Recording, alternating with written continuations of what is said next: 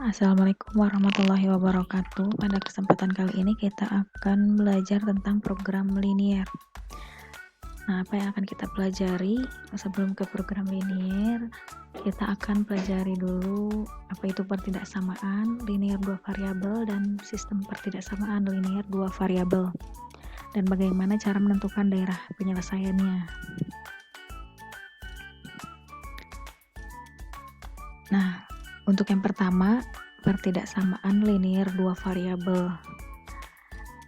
Nah, pertidaksamaan itu namanya juga pertidaksamaan, berarti tandanya adalah pertidaksamaan. Antara lain kurang dari, lebih dari, kurang dari sama dengan, atau lebih dari sama dengan.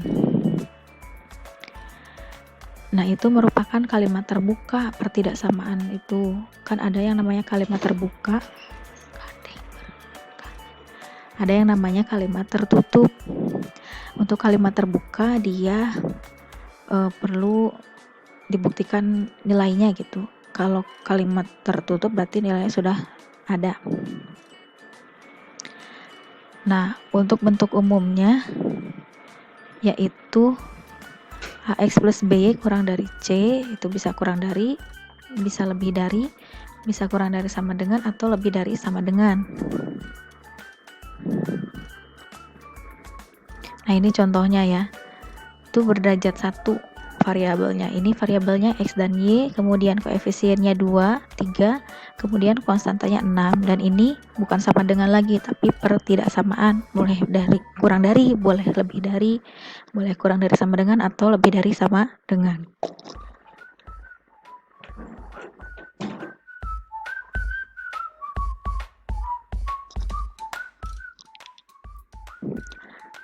Nah, selanjutnya sistem pertidaksamaan. Bedanya apa dengan pertidaksamaan? Kalau sistem itu lebih dari 2 pertidaksamaan. Jadi gabungan dari pertidaksamaan itu namanya sistem pertidaksamaan. Seperti sistem pencernaan kan terdiri dari beberapa organ. Itu bagian dari organ. Nah, ini juga sama, karena sistem berarti lebih kompleks, dia lebih banyak. Contohnya seperti ini. Tentukan daerah penyelesaian dari ini. X plus Y kurang dari sama dengan 9. Ini kan jelas ini satu pertidaksamaan ya. Kemudian ini juga pertidaksamaan. Nah, ini kendala lainnya ya.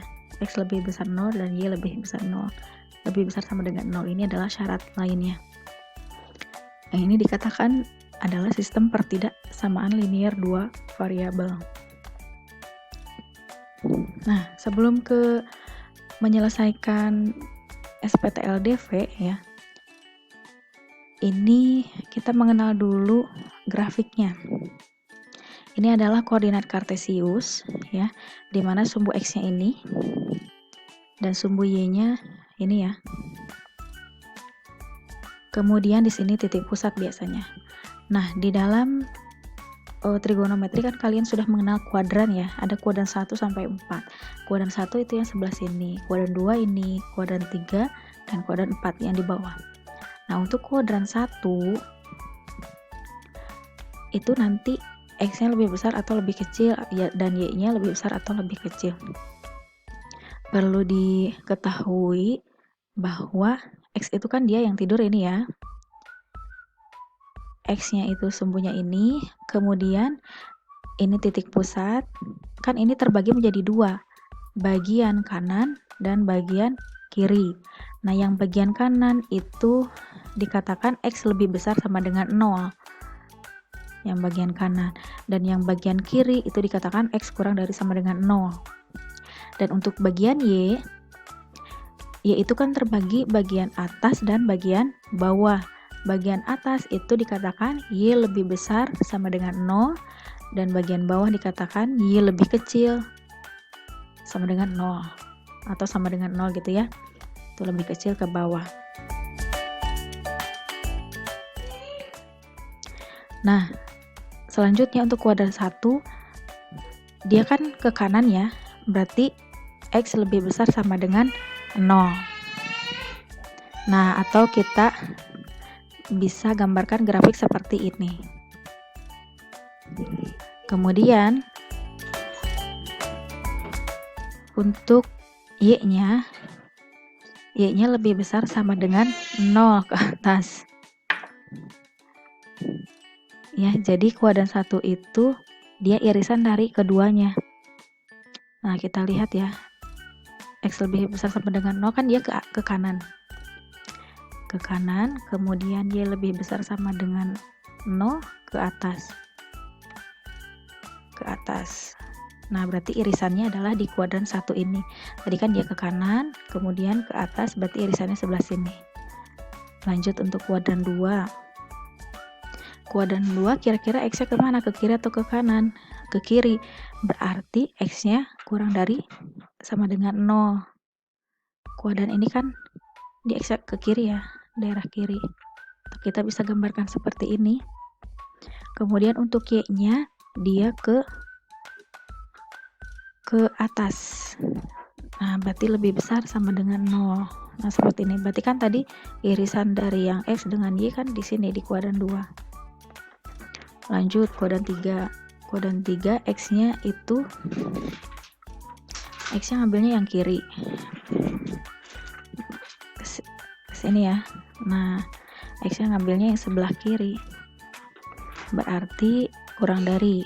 Kemudian Y-nya adalah ke bawah, berarti dia kurang dari juga. Itu untuk kuadran 3, berarti irisannya di sini. Untuk kuadran 4 X-nya ke kanan, berarti lebih dari. Kemudian Y-nya ke bawah. Nanti kan irisannya di kuadran 4. Di kuadran 4 X lebih besar sama dengan 0 dan Y kurang dari sama dengan 0. Nah, selanjutnya bagaimana cara menentukan DHP atau daerah himpunan penyelesaian? Nah, misal tadi dengan contoh yang tadi ya, yang awal, X tambah Y kurang dari sama dengan 9, 6X tambah 11Y kurang dari sama dengan 66, dengan X lebih besar sama dengan 0 dan Y lebih besar sama dengan 0. Nah, kalau X lebih besar sama dengan 0 dan Y lebih besar sama dengan 0, berarti kuadran berapa ini? Tadi kuadran 1 ya. Nah, pertama-tama kita yang X plus Y kurang dari sama dengan 9 dulu ya. Nah, langkah awal itu menentukan tipot. Tipot itu titik potong. Ada dengan sumbu X, ada dengan sumbu Y. Kalau dengan sumbu X, nanti mengakibatkan Y-nya sama dengan 0. Kalau dengan sumbu Y, maka X-nya sama dengan 0, dibalik aja gitu. Berarti kata aja kan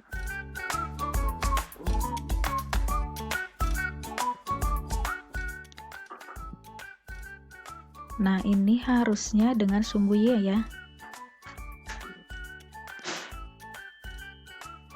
Nah, ini harusnya dengan sumbu Y, maka X-nya 0, ini salah. Ini Y, maka X-nya yang 0 ini. Tipot dengan sumbu Y, maka X-nya 0. X-nya 0 berarti X-nya ganti sama 0, Y-nya tetap Y. Nah, ini untuk pertaksamaan ini kita bikin sama dengan dulu biar gak repot ya. Sama dengan 9, maka ini 0 udah ya habis. Y sama dengan 9. Tadi kan X-nya 0. Ini kan, ini itu kan X, Y. X, Y ya. Ini X-nya, ini Y-nya. X-nya 0, Y-nya 9. Jadi kita dapatkan titik 0,9. Lanjut.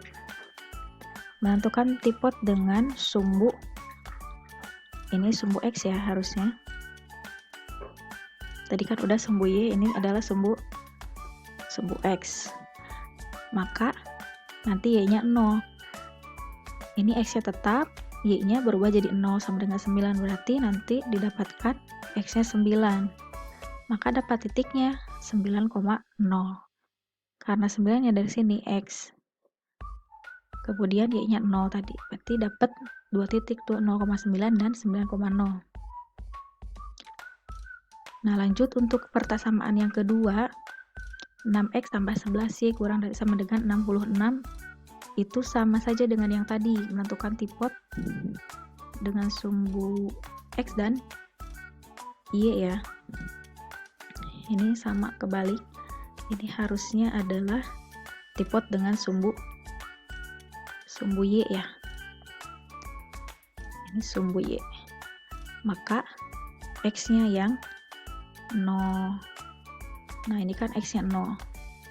Kemudian ini habis, sisa 11Y tambah 66. Berarti Y-nya adalah 6. Berarti dapat titiknya, ini kan X-nya 0 ya, 0,6-nya dari sini. Kan titik itu terdiri dari absis dan ordinat. Absisnya itu X, ordinatnya itu Y. Jadi 0,6. Nah, sama juga dengan ini, menentukan tipot dengan sumbu X. Ini harusnya X. Nah, ini sumbu X. Maka nanti didapatkan Y-nya sama dengan 0. Nanti masukkan ke sini sama. Jadi 6X tambah 0 sama dengan 66. 6X-nya 66, dapat X-nya 11. Maka nanti dapat titiknya 11,0. Nah, selanjutnya kita kan dapat titik ini ya. 0,9. 0,9 berarti di sini. 9,0 di sini. Kemudian 0,6 ini dan 11,0 ini. Kemudian kita tarik garis antar dua titik tadi, kan 0,9 pasangannya dengan 9,0, berarti kita tarik garis set gitu ya. Kemudian 0,6 kan pasangannya dengan 11,0, berarti kita tarik garis juga. Nah, ini grafiknya sudah ada. Kemudian tugas kita adalah bagaimana caranya menentukan DHP atau arsirannya ya. DHP itu daerah himpunan penyelesaian, jadi daerah akhir gitu ya, yang kena arsir banyak. Nah, gimana caranya? Nah, ini kan yang 0,9 dan 9,0 itu adalah persamaan punya ini ya. X plus Y kurang dari 1/9, dan titik 0,6 dengan 11,0 itu merupakan persamaan ini, 6X tambah 11Y kurang dari 1/6. Nah, kita pakai uji titik. Kita uji titik terlebih dahulu yang X tambah Y kurang dari 1/9. Cara paling mudah yaitu kita uji titik yang paling mudah, yaitu titik 0,0, titik pusat di sini ya. 0,0 berarti kita masukkan X-nya 0, Y-nya 0. Jadi kan ke sini 0 kurang dari 9, kurang dari sama dengan 9. Pernyataan benar apa salah? Benar. Kalau benar, berarti daerah si uji titik ini kena arsir. Ya, jadi seperti ini. Jadi arsirannya ke bawah bukan ke atas. Karena pernyataan ini benar kan tadi kita uji titik yang ini. Karena titik ujinya itu benar, maka kita arsir titik uji yang kita pergunakan. Nah, kemudian sama dengan persamaan yang satunya lagi. Kita pakai 0,0. Masukin ke sini. 0 kurang dari sama dengan 66. Berarti pernyataan benar. Nah, karena benar si titik uji ini yang di sini, berarti kena arsir juga ya. Nah, sama yang orange ini. Berarti pada ke bawah semua. Nah, kemudian ada kendala lain. Kendala itu batasan ya. Untuk X lebih besar sama dengan 0 itu kemana arahnya? Itu ke kanan ya. Ke kanan terus aja ke sana. Kemudian kendala lainnya adalah Y lebih besar sama dengan 0. Itu kemana? Ke atas ya. Y lebih besar 0 harusnya ke atas ini. Ini jangan ke bawah, ini harusnya ke atas. Gitu ya. Nah, nanti kalau kita satukan arsiran tersebut, kalian boleh nyoba di catatan sendiri ya. Nah, ini bukan ke bawah, ini harusnya ke atas ya. Y lebih besar sama dengan 0. Kalian coba perbaiki di catatan. Nah, maka setelah kita temukan DHP-nya yang banyak kena arsiran ya adalah yang ini. Ya, sekian.